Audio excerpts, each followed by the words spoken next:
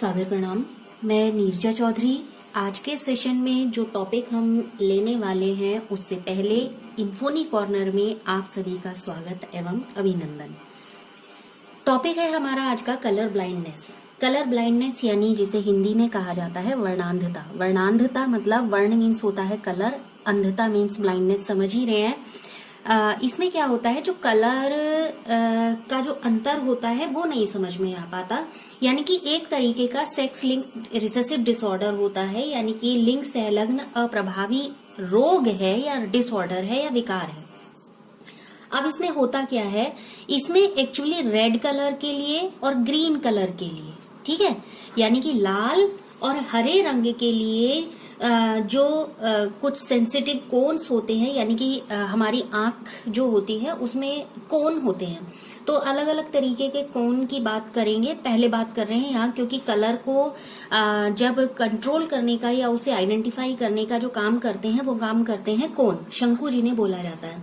तो कुछ कोन होते हैं जो ग्रीन और रेड कलर के लिए सेंसिटिव होते हैं, और इन कोन में किसी तरीके का डिसऑर्डर हो जाने की वजह से ये रोग दिखता है।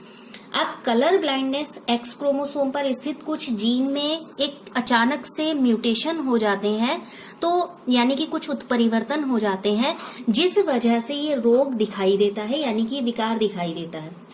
अब जैसा कि यहाँ पर कहा कि सेक्स लिंक्ड क्रोमोसोम है, तो सेक्स लिंक्ड जो डिजीज होती हैं उन्हीं की तरह इसका जीन भी एक्स सेक्स क्रोमोसोम पर होता है, यानी कि एक्स क्रोमोसोम पर होता है, ठीक है, एक्स क्रोमोसोम पर स्थित होता है। जिस वजह से क्या होता है, ध्यान दीजिएगा, जिस वजह से क्या होता है, ये कलर ब्लाइंडनेस की जो डिसऑर्डर है या ये जो दिक्कत है, ये ज्यादा किसमें होती है, इस वजह से पुरुषों में होती है, ठीक है।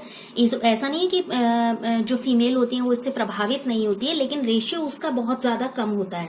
जैसे मान लीजिए पुरुषों में क्या होगा, अगर 8% पुरुष इससे प्रभावित हो रहे हैं, तो फीमेल में ये दर बहुत कम होती है, 0.4% की होती है। तो इससे आप अंदाजा लगा सकते हैं कि जो ज्यादा प्रभावित होते हैं वो कौन होते हैं, पुरुष इस रोग से ज्यादा प्रभावित होते हैं। इसमें क्या होता है कि ये एक तरीके से जैसे एक्स क्रोमोसोम पर स्थित है, और पुरुषों में केवल क्या होता है, एक एक्स क्रोमोसोम होता है, क्योंकि क्या होता है, सेक्स क्रोमोसोम XY होता है ना, तो इनमें क्या होता है, एक एक्स क्रोमोसोम होता है। तो जिस वजह से रिसेसिव होने पर, ठीक है, अप्रभावी हो रहा है, तो ये अप्रभावी होने पर भी यहाँ पर अपने आप को रिप्रेजेंट कर देता है। और चूंकि फीमेल में क्या होते हैं, 2 एक्स क्रोमोसोम होते हैं, तो हेट्रोजाइगस स्टेज में या हेट्रोजाइगस फेज में रोग के लक्षण इनमें उत्पन्न नहीं हो पाते, क्योंकि जनरल एलील यहाँ पर डोमिनेंट हो जाता है। जो सामान्य एलील है, मान लीजिए ये मैं C से इंडिकेट कर रही हूँ, तो ये तो सामान्य रह गया, तो ये सामान्य एलील क्या हो जाता है, ये डोमिनेंट हो जाता है। आगे बात समझ। अब जो जैसे मान लीजिए कोई कलर ब्लाइंड मेल है, ठीक है, यानी कि फादर मान लीजिए कलर ब्लाइंड है, ठीक। अब जो भी संतान बनेगी, बॉय या गर्ल कुछ भी बनेगा, ठीक है, जो भी नेक्स्ट जनरेशन होगी, बॉय या गर्ल कुछ भी होगा, लेकिन यहाँ बॉय की बात कर रहे हैं, यानी कि नर शिशु की बात कर रहे हैं। ये क्या करेगा, अगर कोई कलर ब्लाइंड मैन है यानी कि फादर है, उसके मेल जो भी चाइल्ड होगा उसमें इस रोग का ट्रांसमिशन नहीं होगा, क्योंकि जब ये रोग यहाँ पर बॉयज में जाएगा तो उसके लिए जरूरी है कि वहां पर कोई ना कोई कैरियर हो, कोई ना कोई वाहक हो, या रोगी स्त्री द्वारा ही ये रोग कहाँ जाएगा, इसमें जाएगा। आगे बात समझ, या तो कैरियर होना चाहिए या जो लेडी है उसका इसमें क्या होना चाहिए, उसको इस रोग से ग्रस्त होना चाहिए। अब किसी भी कैरियर फीमेल का मान लीजिए विवाह किससे हो जाता है, नॉर्मल मेल से हो जाता है। कोई कैरियर फीमेल है और उसकी शादी किससे हो जाती है, नॉर्मल मेल से हो जाती है, तो उसके जितने भी संतान बनेगी, जितनी मेल संतान बनेगी, उन मेल में से जितने भी कलर ब्लाइंड जो क्या कहना चाहिए मेल चाइल्ड होगा, उसकी संभावनाएं कितनी रहेंगी, संभावनाएं उसकी रहेंगी 50%।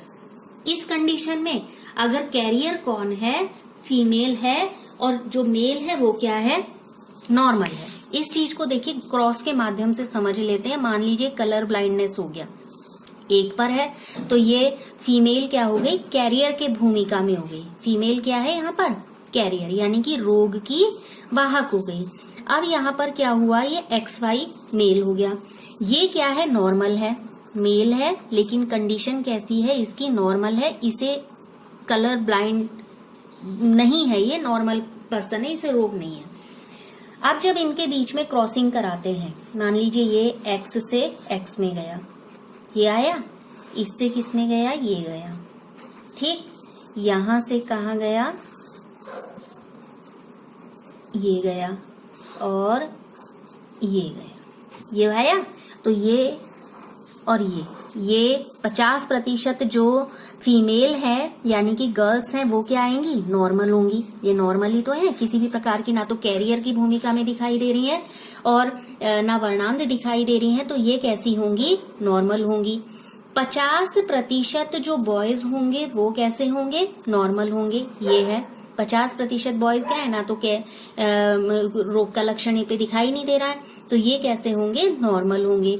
और 50% जो गर्ल्स होंगी वो कैरियर होंगी, दिखाई दे रहा है, ये एक क्रोमो इस पे आ गया, ये एलील पे, ये कैरियर होंगी। और 50% बॉयज भी क्या होंगे, कलर ब्लाइंड होंगे। ठीक है, 50% कलर क्या होंगे, ब्लाइंड होंगे। जनरली इस केस में भी देखिए जितनी फीमेल है यानी कि जो गर्ल्स हैं वो कलर ब्लाइंड नहीं होंगी, और जब तक कि जो मदर है वो कैरियर की रूप में ना हो और जब तक फादर कलर ब्लाइंड ना हो। जब फादर कलर ब्लाइंड होगा उसी स्थिति में ऐसा होगा कि ये रोग कहाँ जाएगा, पुत्रियों में जाएगा, आगे जाएगा।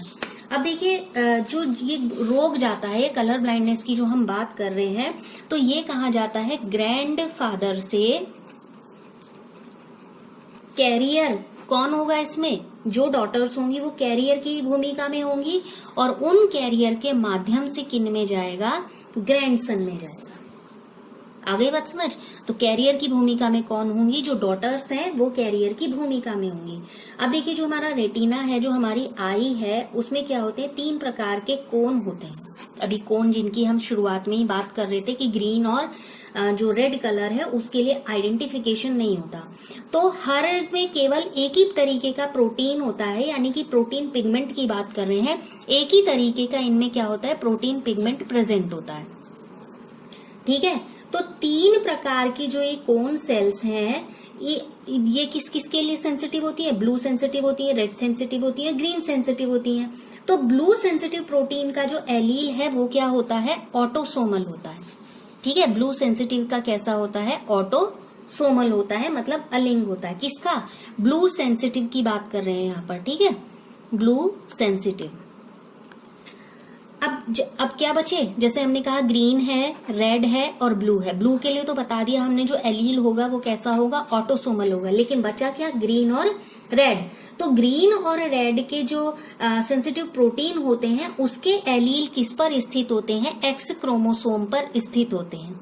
किस पर स्थित होंगे, एक्स क्रोमोसोम पर स्थित होंगे। ये इंपॉर्टेंट है, ये क्वेश्चन में पूछा भी गया है कि जो ग्रीन कलर का आइडेंटिफिकेशन इसमें नहीं आ पाता तो वो किस क्रोमोसोम से रिलेटेड है या कहाँ पर स्थित होता है, तो किससे संबंधित होता है, वो एक्स क्रोमोसोम पर वो स्थित होता है, उससे रिलेटिव जो सेंसिटिव प्रोटीन होते हैं उसके। ठीक है, अब ग्रीन और रेड जो कलर है इसमें ऐसे व्यक्ति का कलर आइडेंटिफिकेशन बहुत पुअर हो जाता है, यानी कि वो कलर आइडेंटिफाई नहीं कर पाता। इसमें क्या होता है, लाल और हरे रंग का जो कलर ब्लाइंडनेस दिखाई देती है, यानी कि उसमें एक लाल और हरे रंग का यानी कि रेड और ग्रीन कलर का आइडेंटिफिकेशन नहीं होता, तो इन दोनों रंगों के प्रति कलर ब्लाइंडनेस होती है। तो जब इस तरीके का अगर डिसऑर्डर है तो जो डार्क ग्रीन रंग होता है वो कैसा दिखाई देता है व्यक्ति को, सेफ्रन टाइप का दिखाई देता है, मीन्स कत्थई जैसा दिखाई देता है या पीला सा दिखाई देता है, तो इसे पीला कत्थई करके कहते हैं, पीला कत्थई सा दिखाई देता है।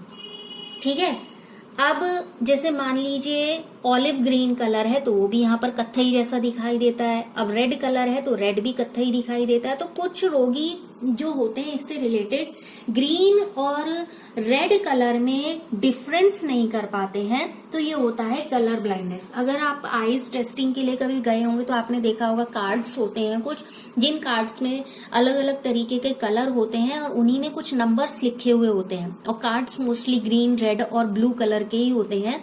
तो उसमें क्या होता है, वो चेक किया जाता है कि जो नंबर्स हैं वो आपको जो भी लिखा है, कोई भी साइन बना है वो आपको स्पष्ट यदि दिखाई दे रहा है, it means you are a normal person.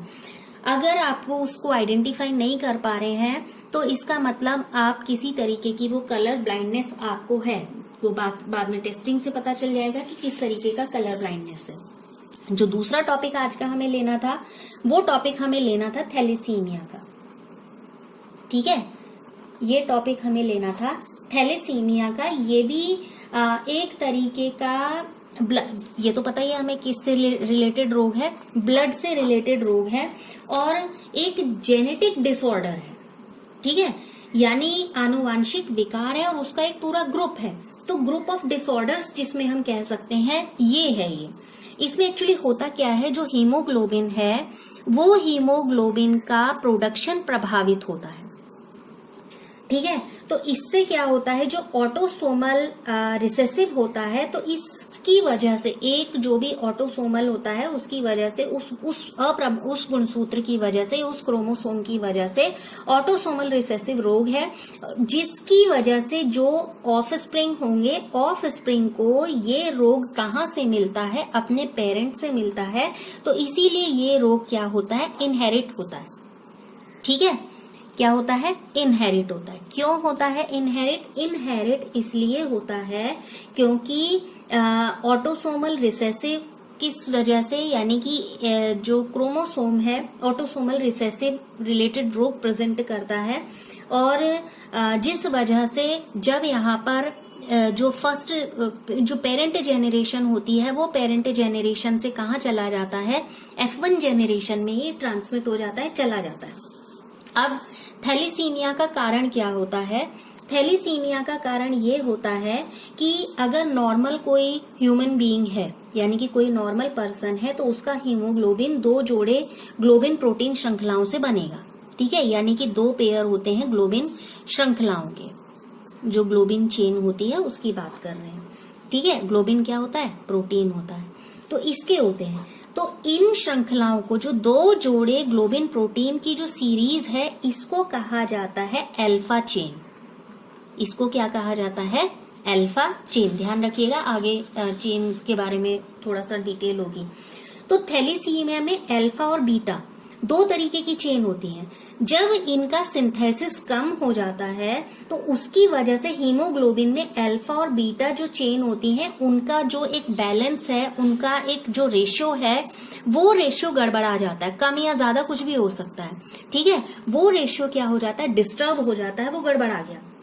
अब इस वजह से क्या होता है, जब ये रेशियो गड़बड़ा गया तो एब नॉर्मल तरीके से हीमोग्लोबिन का निर्माण होना शुरू हो जाता है। यानी कि हीमोग्लोबिन, जो एबनॉर्मल हीमोग्लोबिन का यहाँ पर प्रोडक्शन हो रहा है, वो किस वजह से हो रहा है, एक डिफेक्टिव जीन के इनहेरिटेंस की वजह से होता है।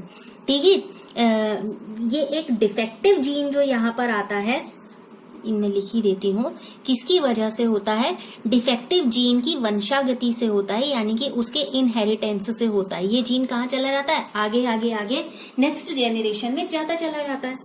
अब जो नॉर्मल जीन होता है, नॉर्मल जीन में एक तरीके का ये म्यूटेशन आया। ये म्यूटेशन किस वजह से आया, डिलेशन की वजह से आया। विलोपन जिसको हम कह रहे थे, पढ़ा है जिसे हमने, ये डिलेशन की वजह से आया। और इसका कारण क्या होता है, फ्रेम शिफ्ट म्यूटेशन। इसका कारण क्या होगा, फ्रेम शिफ्ट म्यूटेशन या उत्परिवर्तन। ठीक है, अब ये डिफेक्टिव जीन बनने के लिए कौन रिस्पॉन्सिबल हुआ, ये पूरी प्रोसेस उस डिफेक्टिव जीन के बनने के लिए रिस्पॉन्सिबल हुई। ठीक है, देखिए कोई भी जीन में पहले तो क्या हो गया, म्यूटेशन हो गया। अब ये म्यूटेशन, जो भी म्यूटेशन हुआ है नॉर्मल जीन में, वो कैसा होगा, जनरली डिलेशन की वजह से होगा। कोई बहुत सारे पढ़े थे हमने, सब्लिमेशन, डिलेशन पढ़ा था। ठीक है ना, तो यहाँ पर क्या होगा कि यहाँ पर जो म्यूटेशन हुआ जीन में, वो डिलेशन की वजह से हुआ, और जिसकी वजह से क्या हुआ, फ्रेम शिफ्ट म्यूटेशन हुआ। और ये फ्रेम शिफ्ट म्यूटेशन जब होता है तो उसी वजह से डिफेक्टिव जीन बनने की एक प्रोसेस बनती है, या ये पूरी कंडीशन क्या होती है, वो डिफेक्टिव जीन को बनाती है।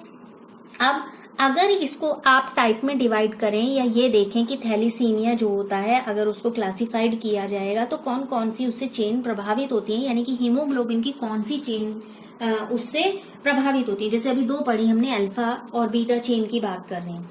देखिए जनरली क्या होता है इस कंडीशन में, ये इंपॉर्टेंट है, आया है ये प्रश्न, ठीक है। जनरली इसमें क्या होता है, बीटा श्रृंखलाओं का यानी कि बीटा जो चेन होती हैं उनके प्रोडक्शन पर प्रभाव पड़ता है, यानी कि उनका प्रोडक्शन जो है, उनका जो उत्पादन है वो प्रभावित होता है। अगर बीटा चेन का प्रोडक्शन प्रभावित होता है तो इसको कहा जाता है बीटा थैलेसीमिया। इसको क्या कहा जाएगा, बीटा थैलेसीमिया, ठीक हो गया। अब ऑटोसोमल रिसेसिव रूप में ये क्या होता है, इनहेरिट होता ही रहता है, नेक्स्ट जनरेशन। अगर किसी व्यक्ति में जीन का एक डिफेक्टिव कॉपी बन रही है, यानी कि वो हेट्रोजाइगस है, तब उसे बीटा थैलेसीमिया माइनर, ठीक है, बीटा थैलेसीमिया माइनर इस रोग से पीड़ित माना जाता है। और ये जो बीटा थैलेसीमिया माइनर है ये बहुत घबराने वाली बात नहीं है, यानी कि ये कोई गंभीर रोग नहीं है, ठीक है। अब क्या होता है, अगर ये जो डिफेक्टिव एलील है, अगर कोई भी पर्सन के डिफेक्टिव एलील के लिए क्या हो, होमोजाइगस हो, यानी कि जो दोनों पेरेंट हैं उनमें से एक में डिफेक्टिव एलील ये क्या करेगा, ले लेगा, तब रोग कैसी स्थिति में आ जाएगा, वही स्थिति होगी जब रोग को गंभीर बना देगी। और जो अभी हम इसे माइनर कह रहे थे, तब ये क्या हो जाएगा, बीटा थैलेसीमिया मेजर। आ गई बात समझ, बीटा थैलेसीमिया मेजर। कब होगा बीटा थैलेसीमिया मेजर, जब दोनों पेरेंट्स से एक एक डिफेक्टिव एलील क्या होगा, प्राप्त हो जाएगा। तो तब रोग कैसी स्थिति में पहुंच जाएगा, तब रोग गंभीर स्थिति में पहुंच जाएगा। और इस रोग को क्या नाम दिया गया, फिर बीटा थैलेसीमिया मेजर कहा गया, ठीक है। हालांकि इसे कूलेज एनीमिया भी कहा जाता है, मैं उसको भी लिख दे रही हूँ, कूलेज एनीमिया, ठीक है। तो ये बीटा थैलेसीमिया मेजर को दूसरा नाम क्या है इसका, कूलेज एनीमिया भी है। अब मान लीजिए कोई भी पेरेंट्स हैं, दोनों में बीटा थैलेसीमिया माइनर से बीटा थैलेसीमिया माइनर से वो क्या है, ग्रसित है। अब उनके बच्चों में बीटा थैलेसीमिया मेजर से पीड़ित होने की संभावनाएं कितनी रहेंगी, उनकी इसकी संभावनाएं रहेंगी लगभग 25%। मतलब 4 संतानों में से एक संतान बीटा थैलेसीमिया मेजर से प्रभावित होगी, यानी कि वो रोग उसमें होगा। अब क्या होगा कि अल्फा थैलेसीमिया बीटा थैलेसीमिया की अपेक्षा कम नॉर्मल है, यानी कि गंभीर अल्फा थैलेसीमिया का अगर कोई रोगी है तो वो चाइल्डहुड एज में ही, यानी कि शिशु अवस्था में ही उसकी मृत्यु हो जाती है, वो बहुत लॉन्ग टाइम तक सरवाइव नहीं करता है, ठीक है। अब यहाँ पर फिर से आता है alpha thalassaemia. Alpha thalassaemia 16th chromosome की बात है, यानी कि क्रोमोसोम का 16वें क्रोमोसोम पर स्थित एक लिंक्ड जीन है जो कि HBA1 और HBA2 इनसे कंट्रोल होता है, ठीक है। इनसे क्या होता है, ये कंट्रोल होता है। आ रही बात समझ, क्रोमोसोम 16वें क्रोमोसोम पर स्थित बात कर रहे हैं। अल्फा थैलेसीमिया रोग किस पे होगा, क्रोमोसोम 16 पर, यानी कि 16th क्रोमोसोम पर एक लिंक्ड जीन है, और वो जैसे HBA1 और HBA2 इनके द्वारा वो क्या होता है, कंट्रोल होता है। इन जीन के 4 एलील में से किसी एक एलील, मतलब एक भी हो सकता है और ज्यादा भी हो सकता है, सामान्य बात ले रहे हैं, इनके कितने बनेंगे, 4 एलील बनेंगे। तो इन 4 एलील में से किसी एक या एक से ज्यादा यहाँ पर म्यूटेशन प्रकट हो जाए तो जितने अधिक एलील उससे प्रभावित होंगे, ठीक है, ध्यान से सुनिएगा, जितने ज्यादा एलील उससे प्रभावित होंगे उतनी ही कम मात्रा में अल्फा हीमोग्लोबिन का संश्लेषण होगा, यानी कि उसका सिंथेसिस होगा। जितने ज्यादा एलील प्रभावित होंगे उतनी ही कम मात्रा में सिंथेसिस होगा। जितने कम एलील प्रभावित होंगे यहाँ पर अल्फा हीमोग्लोबिन का सिंथेसिस उतना ही ज्यादा होगा। ये तो था अल्फा थैलेसीमिया से रिलेटेड। अब जो बीटा थैलेसीमिया होता है, बीटा थैलेसीमिया 11वें क्रोमोसोम से रिलेटेड होता है, वो 16वें से था तो ये 11वें की बात है। यहाँ पर क्या होता है, एक एकल जीन के द्वारा इसको कंट्रोल किया जाता है और इस जीन से एक या दो या दोनों ही एलील, मान लीजिए एक एलील या दोनों एलील के यहाँ पर क्या हो जाएंगे, डिफेक्ट उसमें आ जाएंगे। उसमें डिफेक्ट आने का रीजन क्या होता है, क्योंकि जो 11th क्रोमोसोम है, इस क्रोमोसोम के जो डिसऑर्डर ना हो, इस क्रोमोसोम को कंट्रोल किया जाए, वो कंट्रोल करने का काम करता है एकल जीन। ठीक है, सिंगल जीन उसको कंट्रोल करने का काम करता है। अब जो थैलेसीमिया है, इससे रिलेटेड क्या क्या परेशानियां आ जाती हैं, यानी कि क्या क्या सिम्टम्स हैं जो थैलेसीमिया के हैं। अल्फा और बीटा सीरीज में जैसे हमने कहा, जो सिंथेसिस होती है उसके रेट में कमी आ जाती है, जिसकी वजह से एक प्रकार के डिफेक्टिव हीमोग्लोबिन का निर्माण होता है। ठीक है, और जब ये डिफेक्टिव हीमोग्लोबिन बनता है तो ये क्या बनाता है, एनीमिया रोग बनाता है, यानी कि जिसे हिंदी में कहा जाता है रक्ताल्पता, खून की कमी हो जाना, बहुत साधारण भाषा में। और यही इस रोग का क्या है, प्रमुख लक्षण कह सकते हैं। और इसे हीमोलिटिक एनीमिया भी कहा जाता है, क्योंकि जब ये एनीमिया की शिकायत होती है, जैसे हीमोलिटिक एनीमिया की बात कर रहे हैं हम, क्योंकि हीमोग्लोबिन का जो संश्लेषण होना है एक तरीके से डिफेक्टिव हीमोग्लोबिन यहाँ पर बन रहा है, तो क्या क्या लक्षण आते हैं, थकान होना या जॉइंडिस हो जाना और स्प्लीन का बढ़ जाना, ये सारी चीजें इसमें क्या होती हैं, कुछ लक्षणों के रूप में यहाँ पर दिखाई देती हैं। थैलेसीमिया में हीमोग्लोबिन बनाने वाली जो प्रोटीन चेन होती है, वो प्रोटीन चेन में जो सिंथेसिस का रेट है, वो सिंथेसिस रेट बहुत कम हो जाता है, और जिसकी वजह से कम हीमोग्लोबिन का निर्माण हो पाता है। जिसकी वजह से क्या होगा, जब सिंथेसिस कम हो रहा है तो हीमोग्लोबिन भी क्या होगा, कम बनेगा। अब ये वाली स्थिति, जब हीमोग्लोबिन का निर्माण कम हो रहा है, यानी कि मात्रा कम हो रही है, ठीक है, तो ये कैसी प्रॉब्लम कही जाती है, ये प्रॉब्लम कही जाती है क्वांटिटेटिव। इसको क्या नाम दिया गया है, क्वांटिटेटिव प्रॉब्लम। ठीक है, अब जैसे हमने लास्ट सेशन तक पढ़ा है सिकल सेल एनीमिया को, ठीक है ना। सिकल सेल एनीमिया में क्या होता है, हीमोग्लोबिन का जो सिंथेसिस है वो पूरी मात्रा में होता है। हमने पढ़ा था सिंथेसिस से रिलेटेड कुछ नहीं था, वहां पर क्या होता है, हीमोग्लोबिन का जो सिंथेसिस होता है वहां पर वो पूरे तरीके से सिंथेसिस तो होता है, लेकिन एबनॉर्मली हो जाता है। जैसे कुछ सेल किसमें बन जा रही थी, वो कुछ सिकल फॉर्म में आ जाती थी, हंसिए के आकार में वो आ जा रही थी। तो ये क्या हो रहा है, यहाँ क्वांटिटी से मतलब नहीं है, यहाँ उसकी प्रॉपर्टी से मतलब है। तो इस तरीके की एक जो नई समस्या बनती है उसको बोला जाता है क्वालिटेटिव प्रॉब्लम, क्वालिटेटिव। ठीक है, क्वालिटेटिव प्रॉब्लम। आ गई बात समझ। तो ये दो तरीके से, जब कम मात्रा में संश्लेषण होगा तब तो क्वांटिटेटिव, क्योंकि मात्रा प्रभावित हो रही है, क्वांटिटी प्रभावित हो रही है। लेकिन यहाँ पर क्या हो रहा है, सिंथेसिस पूरे तरीके से हो रहा है, लेकिन एक तरीके की एबनॉर्मेलिटी वहां पर आ जा रही है, तो यानी कि उसकी क्वालिटी में कोई चेंज हो रहा है, तो ये क्वालिटेटिव प्रॉब्लम कही जाएगी। तो ये है हमारा थैलेसीमिया से और जो कलर ब्लाइंडनेस है उससे रिलेटेड टॉपिक। ऑलमोस्ट इस मेन टॉपिक के, जो कि इनहेरिटेंस पढ़ रहे थे और जो हम जो प्रिंसिपल्स पढ़ रहे थे, जो डाइवर्सिटी है यानी कि विविधता है उसके पढ़ रहे थे, तो उससे रिलेटेड लगभग सभी टॉपिक कंप्लीट हो गए हैं। अगर कुछ ऐसा टॉपिक बीच में रह गया है या रह जाता है तो उसको हम बाद में डिस्कस कर लेंगे, जैसे जैसे वो टॉपिक आता चला जाएगा। फिलहाल ये इम्पोर्टेंट जो सेक्शन था, इस सेक्शन को आप ढंग से देख लीजिएगा, क्योंकि इनहेरिटेंस के प्रिंसिपल्स और वेरिएशन से रिलेटेड ये था। आज के लिए अगर एक मैं क्रॉस क्वेश्चंस दूं, यानी कि अगर आपको एक ऐसा प्रश्न दूं जिसमें आपको क्रॉसिंग करके बताना है कि जो गुण है, जो लक्षण है या रोग है, उसके आगे जाने की संभावनाएं कितनी है, तो एक प्रश्न आपको उससे रिलेटेड मैं यहाँ पर दे रही हूँ। आप इस क्वेश्चन का आंसर कीजिएगा। क्वेश्चन ये है कि जो शिशु है, शिशु का ब्लड ग्रुप यानी कि रुधिर वर्ग है ओ। रुधिर वर्ग क्या है, ओ है। ठीक है, पिता का रुधिर वर्ग पिता का जो ब्लड ग्रुप है रुधिर वर्ग में ऐसे ही लिख दे रही हूं, ए है।